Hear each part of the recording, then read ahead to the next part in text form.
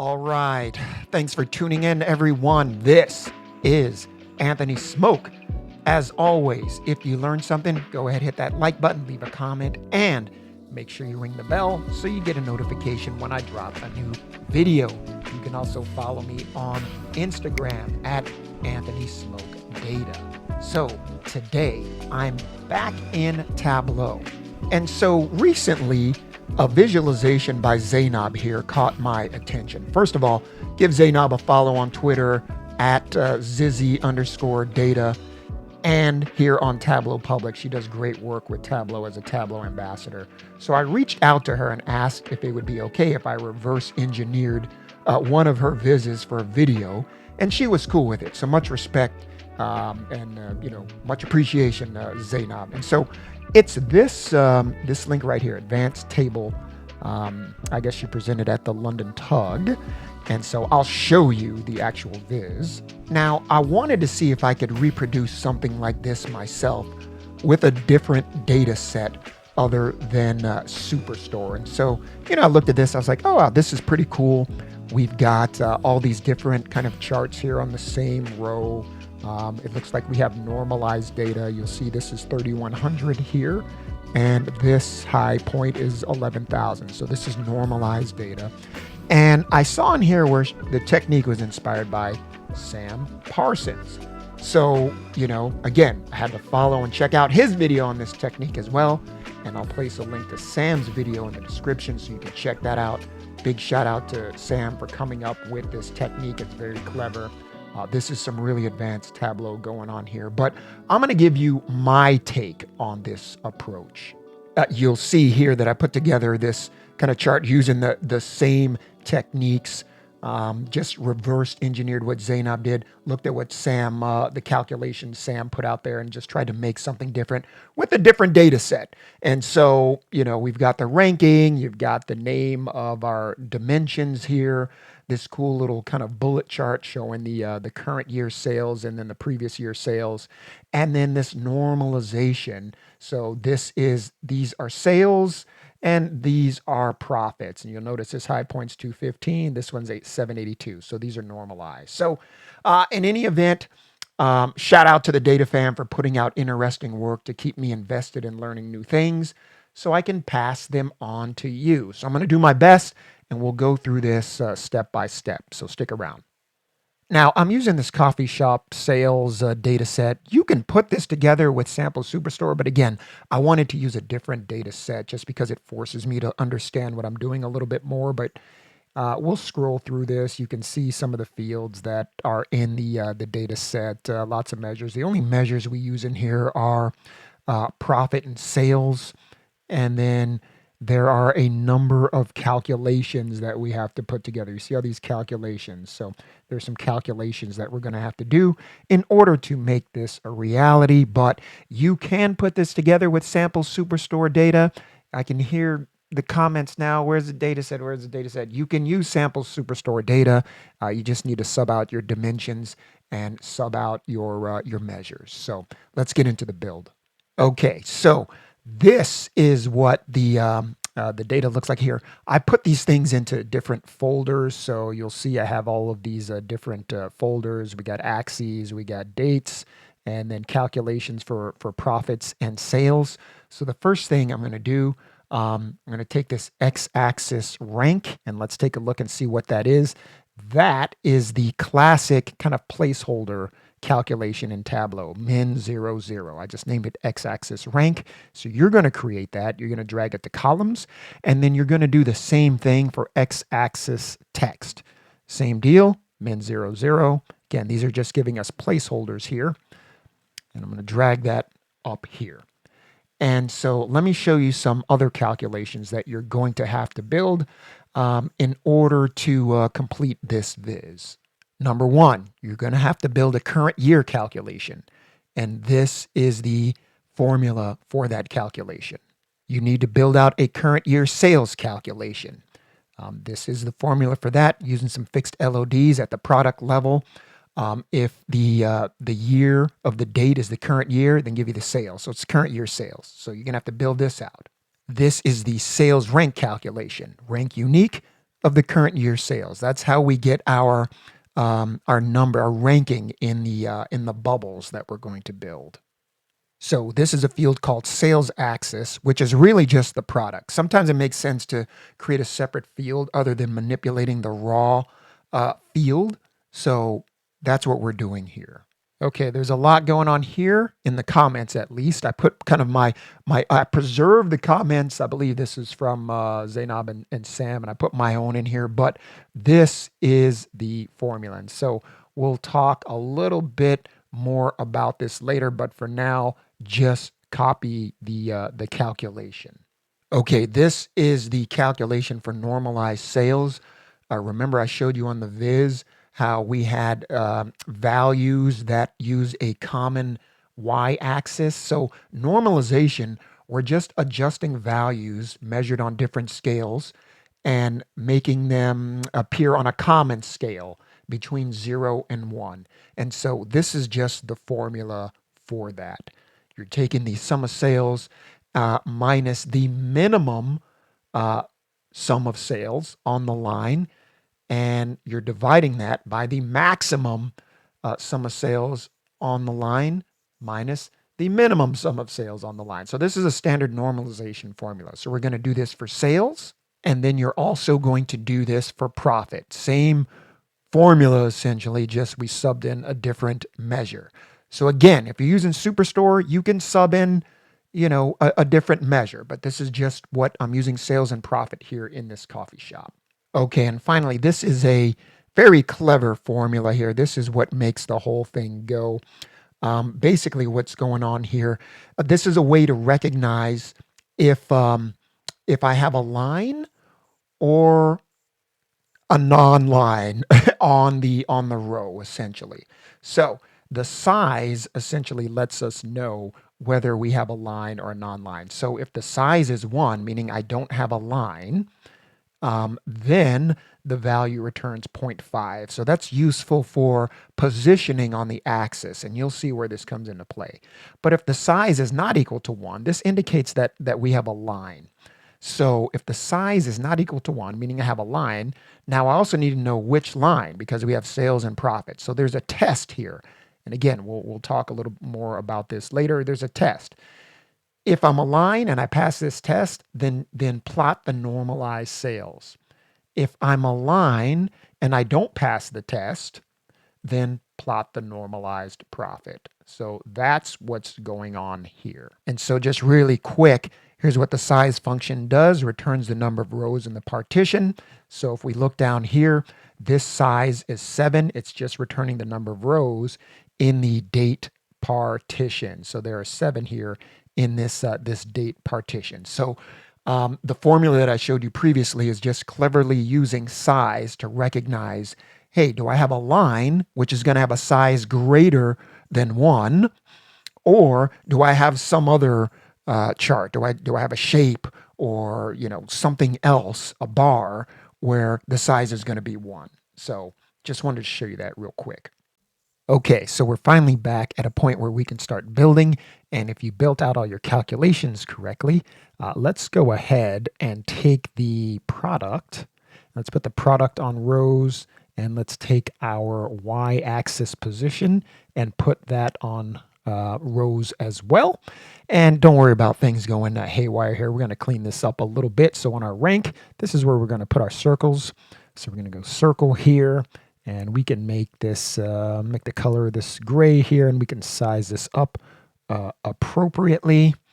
And then I want to put the sales rank that we created, sales rank. Let's put that on the label. And we have to basically fix the alignment here. Let's make that, oh, not left. So let's make that in the middle center here, so that's aligned. And then we have to make sure that we compute using our dimension, which is product. And so we get the ranking for each one of our products here. Okay, so now I want to go to my text, and I'm going to drag in the product to label and the product type to label as well. And you see I have this, let's change this to a shape. And I don't want to see the shape at all. And I'm going to go in here to color, and I can make the color white, and I can just kind of go to opacity 0 to make sure I don't see the color at all. And so now on the label, let's make this left, and I can go in here and okay, there we go. So let's make this a 10 bold. Let's go in here and let's do like a Tableau bold here. Keep that 10, keep that 9, that's fine. So we get this look right here, and that should be good for our text. Okay, before we can create our bullet chart, I need you to create 4 functions for me. So first off, we're going to create the x-axis for the bullet chart. So there's this x-axis bullet chart, and this will look familiar. This is just our standard placeholder, 0, 0. Right? Now you're going to create a previous year to hold the previous year's dates. LOD, max, year, date, -1. That's our previous year. PY. And you're going to create PY sales, previous year sales. Let's go ahead and look at that. This is the calculation for that. Same as very similar to the current year sales. If the date is equal to the previous year, then give me the sales, right? Otherwise, nothing. Say OK here. And then you're going to create an x-axis for our bullet chart icon, which is just our previous year sales. This will determine where our little shape or triangle will be on our bullet chart. So it's just referencing the previous year sales. Okay. So once you have all of those created, we can start creating the bullet chart with the steps here. Okay, now that we've created these, let's drag our x-axis bullet chart to here, a little placeholder, and we can also drag in the bullet chart icon placeholder there as well. So on our first one here, let's go ahead and change this to a bar, right?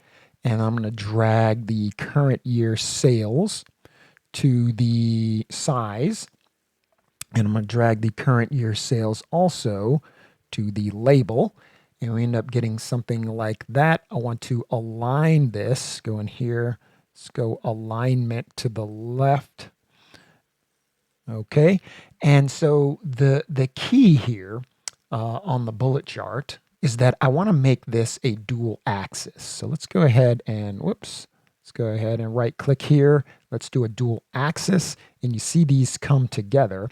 And so what I want to do now on my bullet chart, let's go ahead and, let's play with the colors here. I'm going to make this a, not y-axis position. Yeah, my bar, that's right. So edit the colors, and let's change that to blue. Our blue here. Say okay. That's fine. Oh, what I need to do first, sorry, let's take the measure names off. Sorry, let's do that first.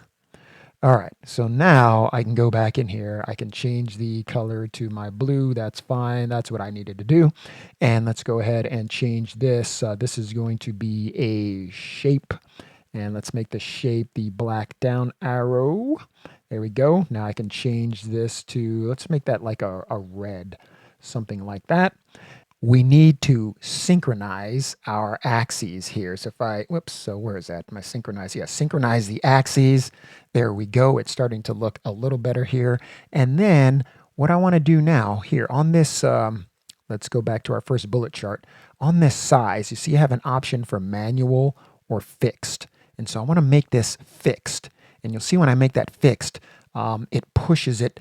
It makes the size, it forces the size to be the current year sales. So think about this. For views where the mark type is a bar and there are continuous green fields on the rows and columns, so we got y-axis position, and then we have our green field here, continuous. Tableau supports additional options and defaults for sizing the bar marks on the axis where the bars are anchored. So when there's a field on size, I'll get an option here. So basically what I'm telling it is, hey, size this based upon my current year sales. It was sizing it based upon the Y position. See that Y-axis position 0, Y-axis position 0.58. It was sizing it based on that, but we've told it explicitly, no, size it based upon current year sales. So that's why we have to do that. And so let's go ahead and size our arrow shape. Let's make it a field goal in between these two lines here. It makes it a little bigger. And so I can actually, let's extend this out a little bit more here. So you see we end up with something like this. Okay, now let's create two fields, two calculated fields for our sales and profit lines here. So let's go ahead and take a look. Let's go with our date axis sales. You're going to create that. Let's take a look at that. That's just the date. And the same thing with the date axis for profit. That's also the date. So once we have that, we're going to, first of all, let's just drag the date axis for our sales up here. All right, and you see we have that line. And I want to make sure this is continuous. That's good. But let's go ahead and turn this into, at least for my data, I'm going to make this a month, right? And then I'm going to come in here. I'm going to play around with the colors. Let's make it the color that I'm already using. And I want to make sure that it's a line, even though automatically it changed to a line. I like to do this, go into colors and put the little dots there, the markers, all is the option there. Now, the only other thing I want to do here is drag this sales axis, which is simply just the product. I want to drag that onto detail. Now, that's key. Dragging this sales axis product here, and you can see it's just the product. So this is going to be key, and I'll explain this later. But for now, let's go ahead and build out the profit one. So we have the sales one, and this is the profit one. So let's go ahead and drag the profit here on the date axis. All right, and we're going to do the same steps. Make sure that this is a month. And we're going to change the mark to a line, even though it is. We just want to make sure that it stays a line. I want to change my color to this kind of purplish like I had before. And I like all the marks, the middle option there. Then I can drag the sales onto the tooltip. Just like I'm going to go back up here. I need to drag the sales onto tooltip here. On this one, I need to drag not the sales, but I need to drag the profit onto the tooltip right there. Okay, so now if I've done this correctly, and this is key right here, if I change this, the y-axis position, I say compute using table across, right? You'll see that my sales and profit come to life. So what we need to do, and this took me forever to figure out, at least with my data set here, is that let's take a look at Cafe Mocha. These sparklines are the same. This is supposed to give me sales. This is supposed to give me normalized sales. And this is supposed to give me normalized profit. And these are the exact same sparkline. So even though I set these to compute using table across, if I drag this off, and now I'm going to put it back, I'm just going to put it back, something has reset. And now it works. So let's look at Cafe Mocha. See how this is a different sparkline now? Like these are different sparklines now. Whereas before, for whatever reason, if I go in here and compute using, it's not showing table across where it was before. But anyhow, if I drag that y-axis position off and then put it back on, now the spark lines work for whatever reason. So if you're having trouble with your two spark lines, just reset your y-axis position, drag it off, then put it back on. When we reset on the bullet chart, make sure to go back to fixed here. So on this first one, make sure to go back to fixed so we get that looking normal. Okay, I'm just going to do some formatting first, and then we'll come back and talk about why this all works. So let's do some formatting.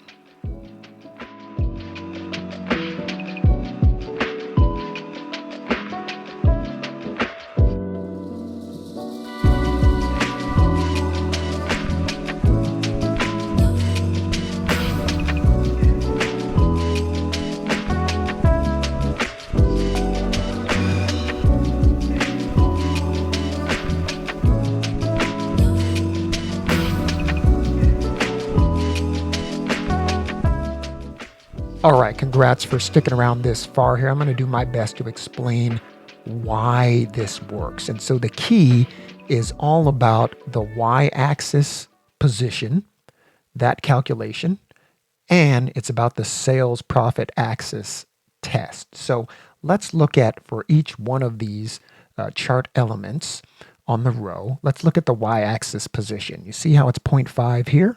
Because it's not a line, it gets 0.5. This is based upon the size function. The size is equal to 1 here, so this gets placed at 0.5 on the y-axis. This also gets placed at 0.5 on the y-axis because it's not a line. Same with this element and with this element. Everyone that's not a line gets placed at 0.5 on the y-axis position. Now, because the size of the line here is greater than 1, the placement on the y-axis position, you see that 0.536, that is the normalized sales, right? It's not the actual sales, it's the normalized sales between 0 and 1, so 0.536. You see how that changes as we move through. Now, for this line, right, the size is also not equal to 1. This gets the normalized profits, right, instead of like a static position. The normalized, you look at the y-axis position, it's the normalized profits. And the highest point always gets a 1. Highest point here gets a 1. So let's take a look and see why this works. Let's take a look at the y-axis position here. So let's edit it. And again, taking a look, if the size is 1, which all of these are, the size is 1, the y-axis position gets a 0.5. You see that? Right? Well, we can't see there, but just trust me. Else, if the size is not equal to 1, which these are not, the size is not equal to 1, and this test, so this is a test that's going to return 1 or 0. So when it returns 1, it lets the y-axis position know, hey, I need to plot the normalized sales. If this test returns 0, I need to plot the normalized profit. So how does it get this value of 1 or 0? Let's go into our sales profit axis test. All right, let's go take a look at the sales profit axis test here. So I'm going to go in here to edit. So coming back to this, what this is doing, it's just checking to see if I have added, well, first here, let me do this. Let me go to the month of the date axis. You see how I have sales axis product here on the sales